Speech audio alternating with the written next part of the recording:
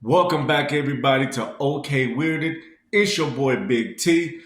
Man, I just came across this video a couple of weeks ago, and I tell you, it hits close to home. If you have watched my videos, you know I am originally from Eastern North Carolina. I live about 46 miles away from where this incident happened in Pender County to this gentleman. And that road, that stretch of highway he said he was headed towards, which was 53, aka Burgaw Highway. I've been on that stretch of road, and I had a slight incident happen on that road that was kind of paranormal to me.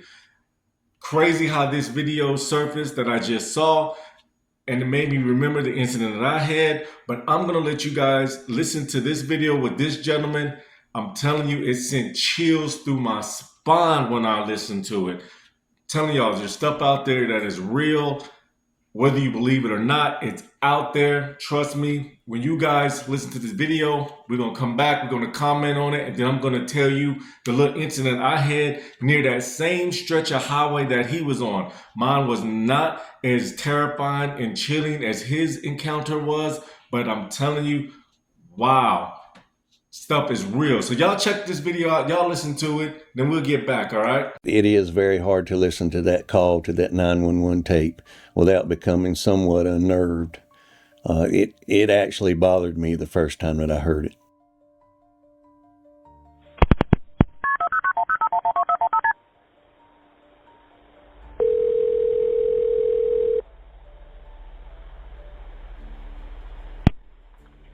Pender County 911, what's the address of your emergency? I'm driving on 210. I just crossed the Black River, and I thought I saw a guy standing on the side of the road bleeding. Okay, where are you at, sir? I'm on 210. I just crossed the Black River. I'm heading towards 53 East. I just passed Patriots Watch. Okay, so you're over near Morse Creek? Yes. Okay. And did you saw a man standing on the side of the road?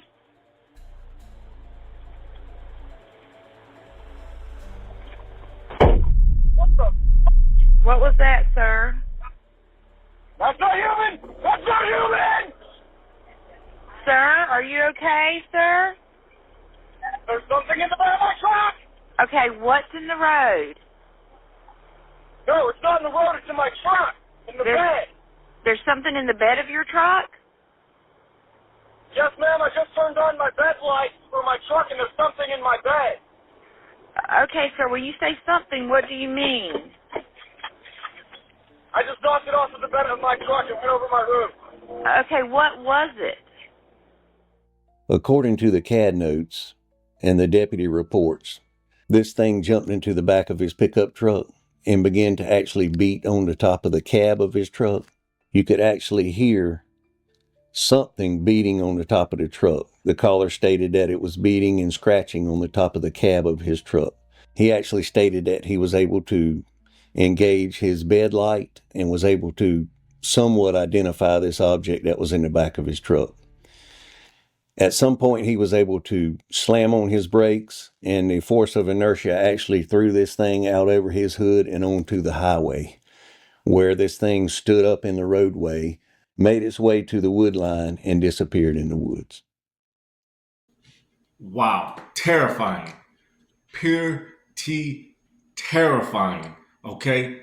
This good man is traveling down a stretch of highway he's unfamiliar with because he's not from Pender County. Thinks he sees somebody on the side of the road that's bleeding or in distress, something like that. I'm guessing he's slowing down. He's calling 911. I'm guessing he slowed down enough to where whatever that thing was that he thought was a man jumped in the back of his truck. And he said he got a good look at it by turning on the bed lights to his pickup truck. And his words to 911 was, "It's not human. It's not human." You could hear the terror in his voice. Wow. And then to see a sheriff deputy interview Okay, and you can see as a former police officer, I can tell you that report that they showed, that is a standard form that we use. So that's a real law enforcement officer that's being interviewed. That's just you could tell it's something he's not used to. You could definitely tell it's something he's not used to. And here's the thing, okay? I'm gonna post the link to the interview of the actual gentleman that was driving the pickup truck, because it's very too long to go in up here. But in the interview, he describes it to a T of what he saw. And if you guys have not figured it out yet, what he described is what's known as a rake. And a rake, I've never came across a rake. I hope I never do. I thank the heavens I haven't. They're described as very aggressive, freaky looking,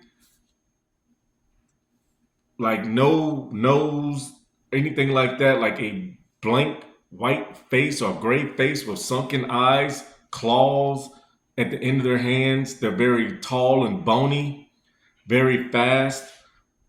From what the pictures I've seen of people that drew them or animated them, or people that described them. So it's not a creature you want to come across at night. So it sounds like he described a rake. He came across what's known as a rake. To me, I think it's a very truthful story. To get law enforcement involved, this is not a hoax. He came across a rake. Luckily, he was able to get it out of the bed of his truck. He said he slammed on brakes, it rolled over the front of his hood and ran off. That's terrifying. Just yelling out, "It's not human. It's not human." Could you imagine that? Seeing something like that? Your mind can't comprehend. If you watch the interview, which I'm going to post in the link, when he's describing everything that took place, he starts talking about his pickup truck and how, pretty much it's souped up. He's proud of his truck, you can tell. And I know a lot of people might go, well, he's going off, seems like he just wants to advertise his truck. You got to understand how the human brain operates. He's trying to recall an incident that happened that his mind still can't process, because we are not programmed to see the things that he saw. The paranormal experiences is hard to articulate. I'm telling you, it's very hard. As somebody who is getting up here now on social media, and I'm describing and telling you guys my paranormal incidents and encounters that I've had, it's hard. It's not hard to remember them. It's just hard, like I said, to articulate, because your mind wants to only process stuff that it's normal. It normally sees. It's not normal to see a dog man, an upright standing wolf or hyena.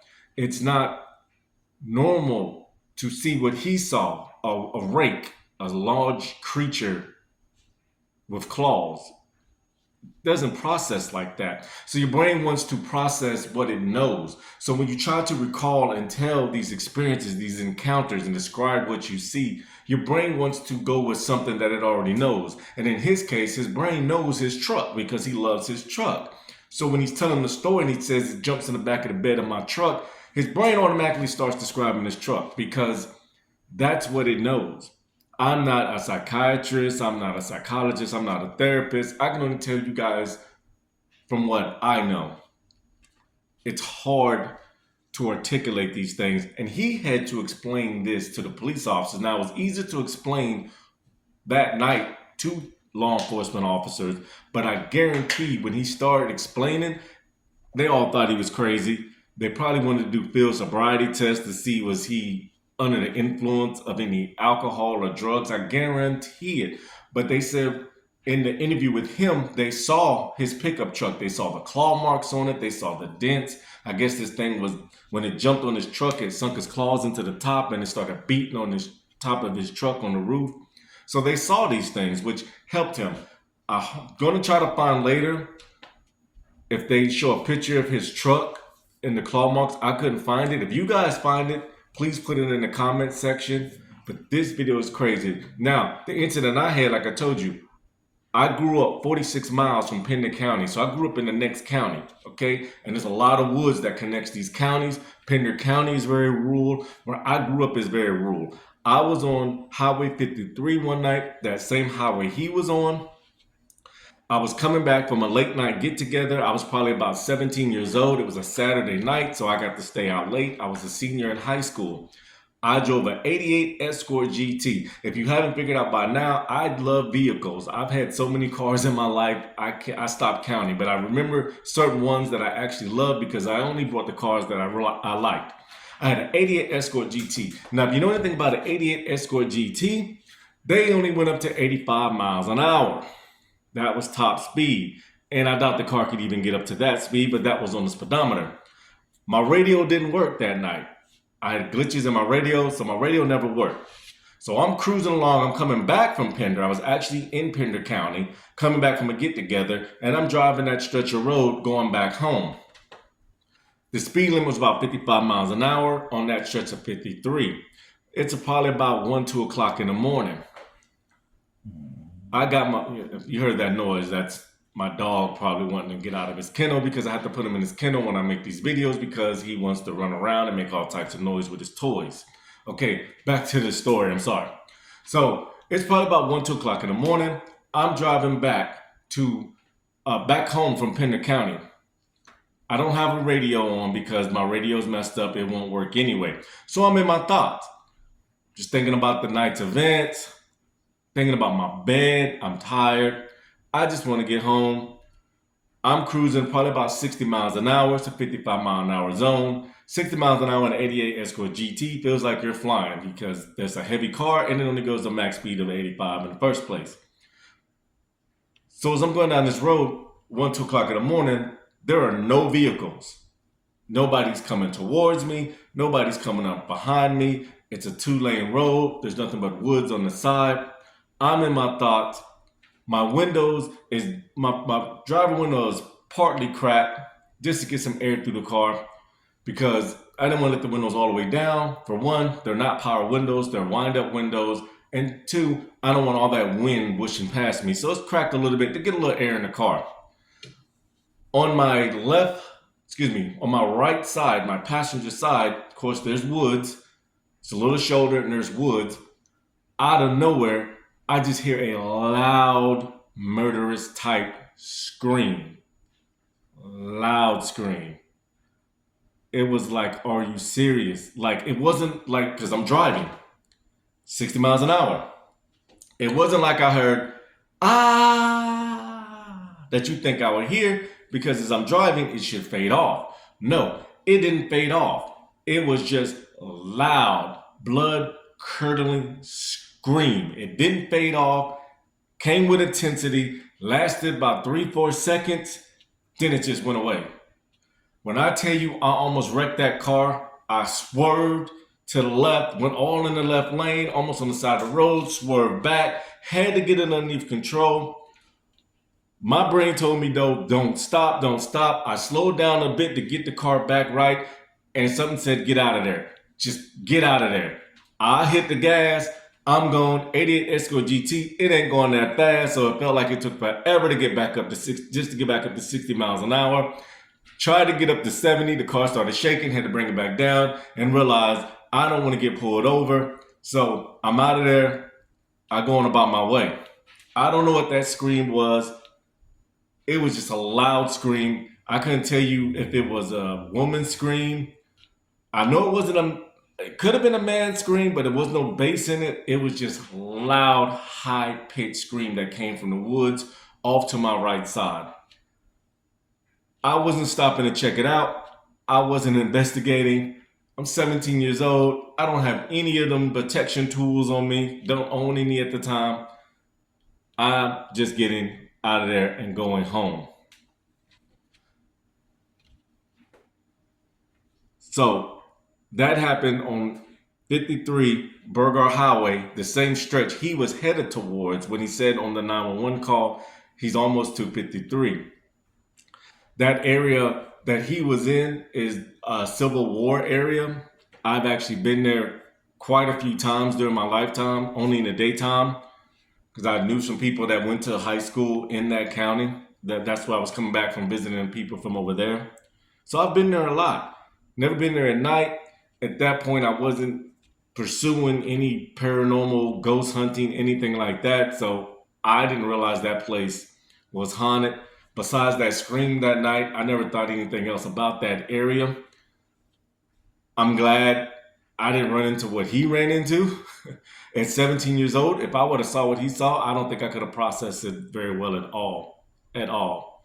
So let me know what you guys think of that Pender 911 call with that gentleman. I told you I'm going to try to put the link down in the description for you to see his video. That was wild.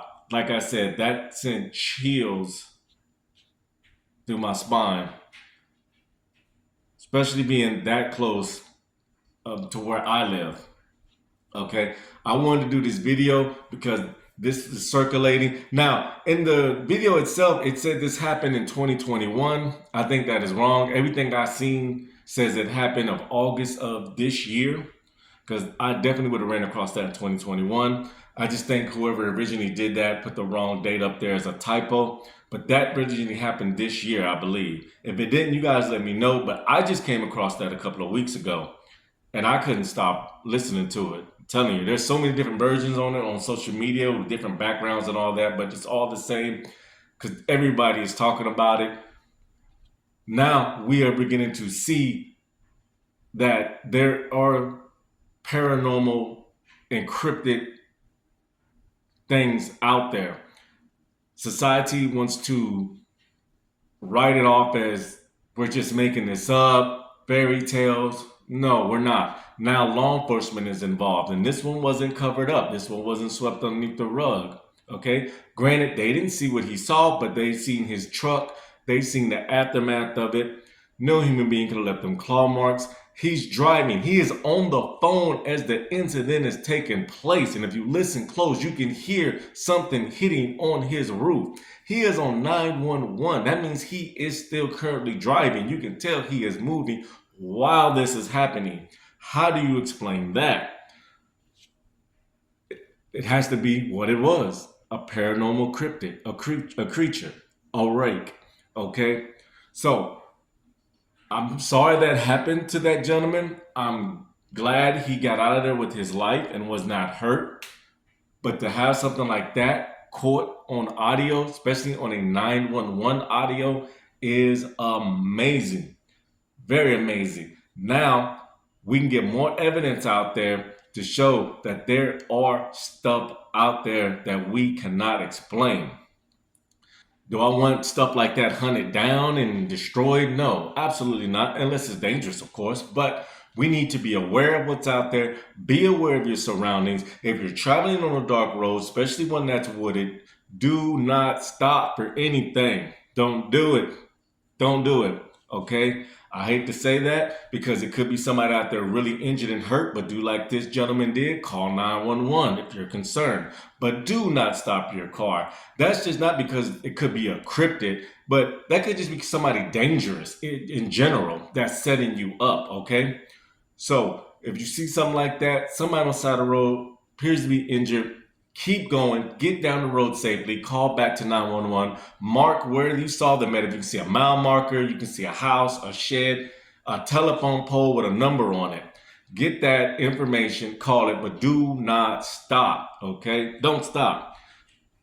Don't want to get hurt. You don't want it to be somebody that's trying to set you up, and you definitely don't want it to be a cryptid, okay?